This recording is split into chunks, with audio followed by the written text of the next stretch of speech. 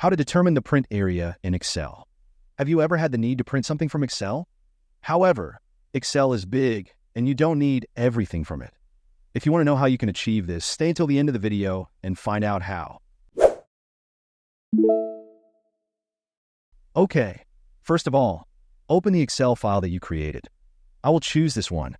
Let's take, for example, that I want to print only this part of the document. Once done, we will mark the part we want to print. When we have done that, we will select Page Layout in the top menu. Here, among the options, we will find the Print Area option. If we click on the arrow next to the options, we will see that we can set and hide the print area. We will use the first option. However, if you need to change the print area during operation, by clicking on the Clear button, you can cancel the current one, and by clicking on Set, you can set a new print area. That is all. If you found this tutorial helpful, don't forget to give it a thumbs up, subscribe for more similar tips, and hit that notification bell so you never miss an update from us. Thanks for watching, and I'll see you in the next one.